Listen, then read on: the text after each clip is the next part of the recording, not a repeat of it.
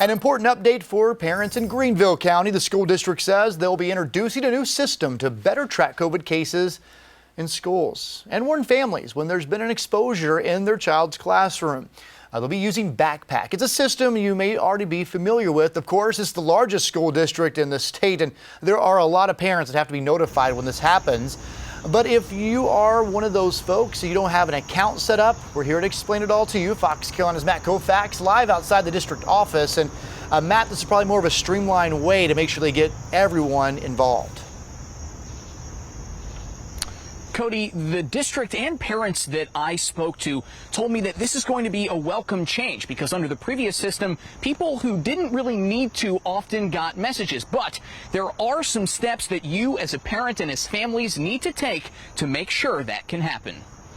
Tim Waller with Greenville County Schools admits their current system for notifying parents about a positive COVID test in their child's classroom could be better. What we found is with a phone blast, we were informing too many people or people who didn't need to hear a particular message. That's why he says starting on the 13th, the district will be moving its notification system for parents of non-close contacts to the online resource Backpack. We're no longer going to do the phone blasts, but we need parents who, for whatever reason, don't have a Backpack account to follow the instructions that we put out today that's on our website and go ahead and set one up. He says the previous system might have caused some families unnecessary worry because they were getting notified for something that may not have even been in their kid's classroom. That will no longer be the case. We can target parents of students in a specific classroom where a COVID-19 announcement is needed. Simply go to the district website, click the first box on their homepage, and follow the link to register if you haven't already. I definitely think it's a good idea that they're switching it up to make it much more targeted so that we're not causing alarm among people that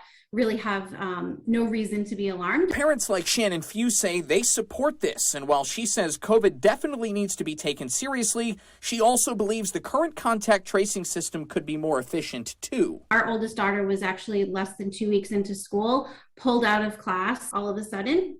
2 days later, she's suddenly allowed to come back into school. We also need to take into account what happens when our kids are not in school. To that end, Waller says he wishes they could also do better in turn. Unfortunately, he says they're a bit limited by state budget provisos in terms of the precautions they can take, which means they have to be extra careful, perhaps too careful sometimes. This could change with the state Supreme Court ruling. We're obviously following that as well. Back to you.